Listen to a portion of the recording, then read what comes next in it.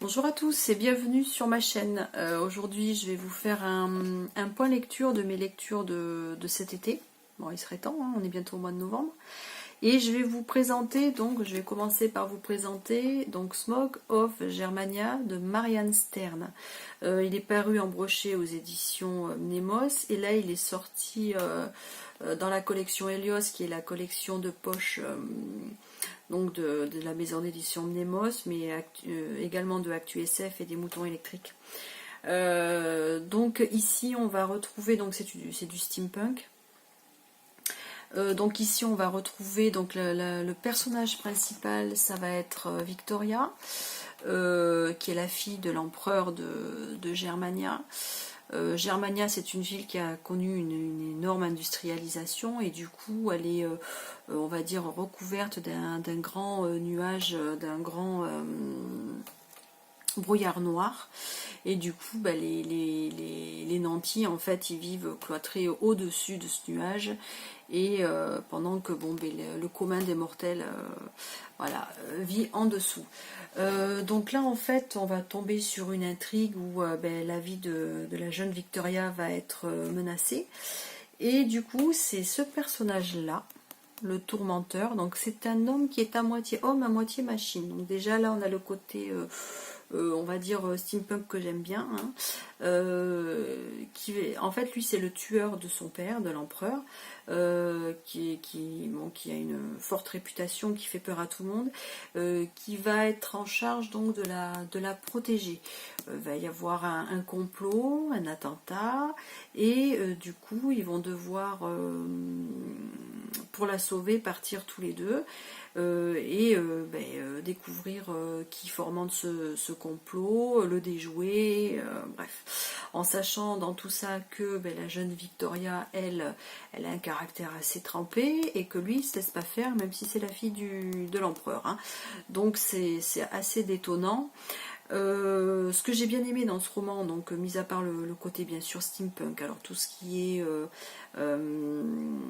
vapeur, cuivre, les rouages, l'esthétisme steampunk, tout y était, tout est très bien détaillé.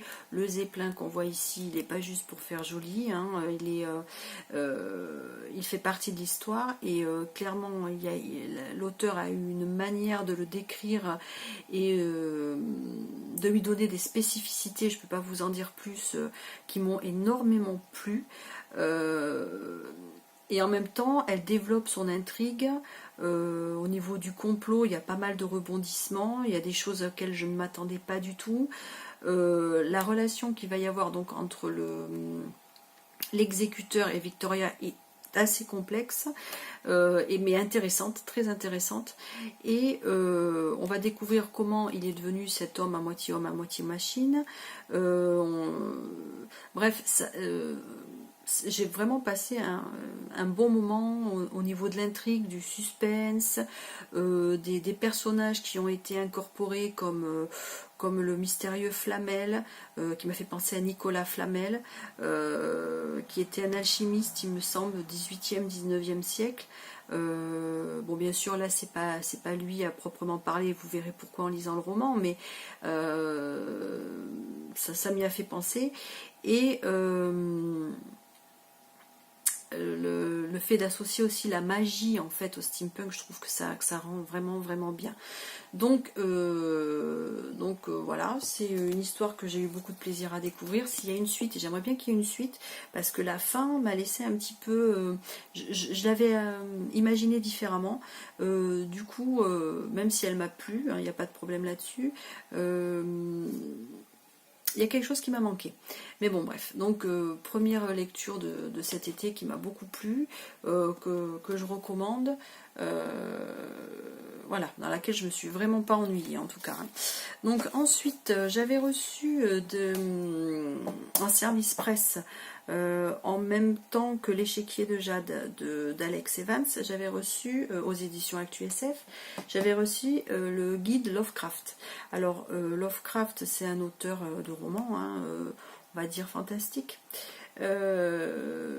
J'en ai beaucoup entendu parler, j'ai des romans qui m'attendent dans ma pile à lire de cet auteur, et mais j'avais envie de découvrir le personnage parce que je le trouve vraiment atypique. Je l'ai notamment vu dans un épisode de Murdoch. Je ne sais pas si vous connaissez cette série canadienne.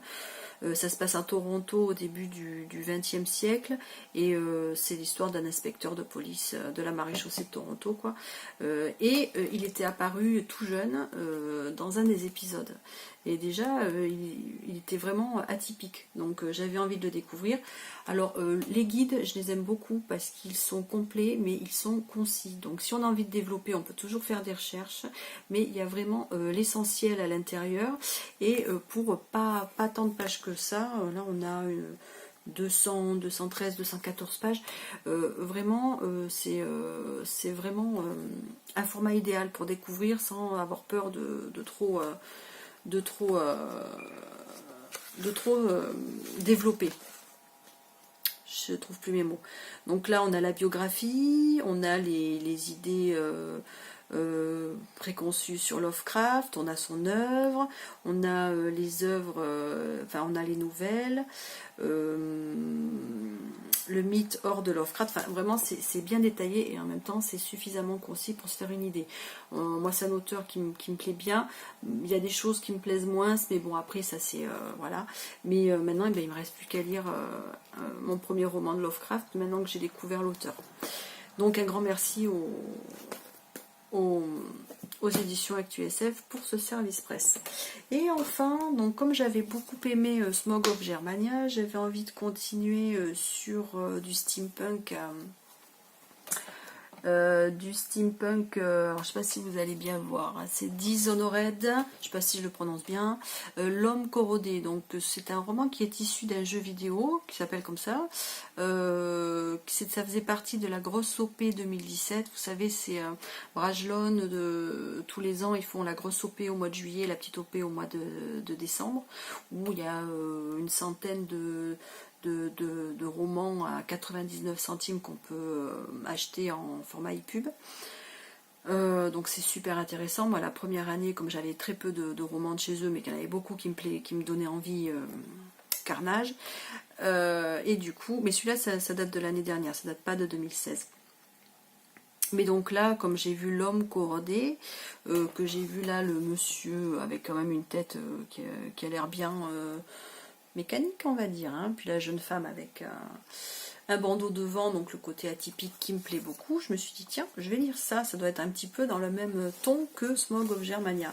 Alors pas le même ton, hein, parce que Smoke of Germania c'est un petit peu quand même, il y a un côté un petit peu sombre que j'adore dans le steampunk, un petit peu, je dirais pas malsain, mais quand même sombre, qu'il n'y a pas eu du tout dans Dishonored. J'ai envie de dire que dans celui-là, on va dire que c'est pour tout public. Là, l'héroïne principale, elle s'appelle Emily, c'est une impératrice aussi, il me semble. Oui, c'est une impératrice, Emily Kaldwin. Donc, elle a vu sa mère mourir sous ses yeux. Et du coup, en fait, elle mène une double vie. Donc, elle est impératrice et elle gouverne donc son pays. Et d'un autre côté, elle suit l'enseignement de son père, Corvo Attano, qui lui par contre est plutôt un peu comme l'exécuteur dans Smoke of Germania, c'est-à-dire l'exécuteur de l'impératrice, sauf que lui il est comment dirais-je, c'est un bon papa en fait, hein. Il s'occupe bien de sa fille, il la forme pour qu'elle sache se défendre, et en même temps il la surveille, enfin voilà. Donc bien sûr, dans ce roman-là, c'est un petit peu comme dans Smoke of Germania, dans le sens où il y a un complot, qu'il faut le déjouer, qu'il faut voilà, découvrir qui en a après Emily, hein. Mais d'un autre côté, il est moins sombre. Hein, même s'il y a eu de la magie encore qui a été associée au steampunk, et ça j'adore. Et bon, après j'ai passé un bon moment en le lisant aussi, hein. C'est pas toujours bon, hein, des fois de faire comme ça de comparer un roman à un autre, parce qu'au final les deux sont très bien, mais le côté sombre de Smoke of Germania m'a davantage parlé, on va dire, que celui de Dishonored, L'homme corrodé. Ceci étant dit, s'il y a une suite, je la lirai parce que je me suis attachée quand même à Emily et à Atano Corvo, ou Corvo Atano, je sais plus. Voilà. Donc celui-ci, donc il est paru aux éditions Brajlon, hein, je pense que bon, de toute façon OP Brajlon, hein, ça. Donc voilà. Donc c'était mes lectures de cet été. Là, la dernière lecture que j'ai eue en date, que je dois avoir par là. Hop. Voilà, c'est celle-ci. On met encore aux éditions Bragelonne. Donc c'est l'effet domino de François Baranger. Donc là, vous aurez une chronique sûrement la semaine prochaine. C'est un énorme bouquin de 570 pages. Hein, donc ça se passe dans 1907. C'est pas du steampunk, mais par contre on est bien dans la période que j'apprécie, début 20e siècle, que j'apprécie particulièrement. Et c'est une enquête de l'inspecteur Lassinière. Donc ça, je vous en parlerai plus en détail donc la semaine prochaine. Bah voilà, hein.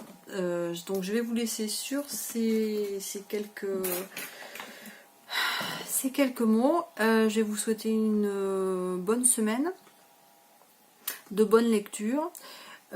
Donc si vous avez envie de faire un petit tour sur mon blog pour lire les 4e de couverture, n'hésitez pas. Si vous avez envie de faire un petit tour sur mon blog aussi pour découvrir mes écrits, et notamment pas celui-ci. Non, et non plus, on va pas y arriver. Voilà, Les Gardiennes de l'Ombre, la magie du cristal. Donc ça c'est le premier tome, donc c'est mon premier roman fantastique. Pareil, vous trouverez des informations sur le blog. Donc je vais vous laisser pour aujourd'hui. Donc bonne lecture, bonne semaine et à bientôt.